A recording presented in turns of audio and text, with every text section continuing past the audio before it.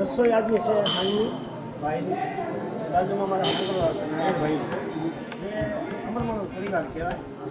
જે અમરમાએ આજે વર્ષો પહેલાં જે દેવીદાસ બાબુના શરણે ગયા પછી જેને સેવાનો ભેટ કર્યો અનેક રક્તપિતળાની સેવા જેને કરેલી અને જ્યારે ઘરે ઘરે ટુકડા માગી અને અમરમાએ અભ્યાગતના પેટ ભરેલા અને એટલી બધી સેવા તમે ન કરી અને એની દયાથી અને કૃપાથી જે કાંઈ અમને માનું મળ્યું છે કે અમે બને ત્યાં ખૂબ બધી અહીંયા હસવાઈ છે 260% પ્રભુજીની અને એની સેવા આવે છે અને ભાઈના રસોઈ છે.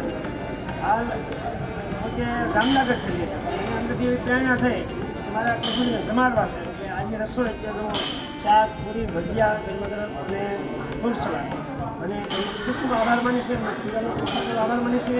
અને આ મીડિયાને વધુ શેર કરજો સંદેશો પૂછે અને કોઈ પણ પ્રભુજીને જમાડવા હોય તો અવશ્ય અમારો કોન્ટેક્ટ કરજો. આવો ગંગોલી આશ્રમ તમને ખ્યાલ આવે કે અહીં કેવી સેવા આવેલી છે અને આપણો બધાનો અધિકાર છે કેમ કે અમારો સાધુનો એટલો અધિકાર નથી, સર્વ સમાજનો અધિકાર છે કેમ કે આ વૃક્ષ વાવ્યું છે આ વૃક્ષને પ્રેમરૂપી પાણી મળી જાય અને સહયોગરૂપી સહકાર મળી જાય તો આ વૃક્ષ મોટું થાય.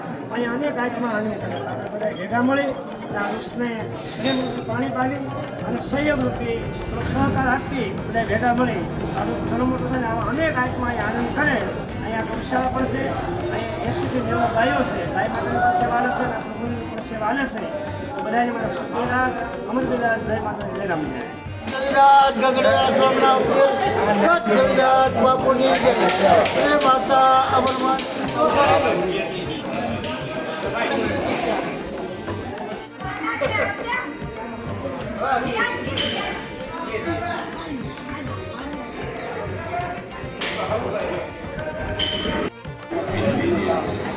Mora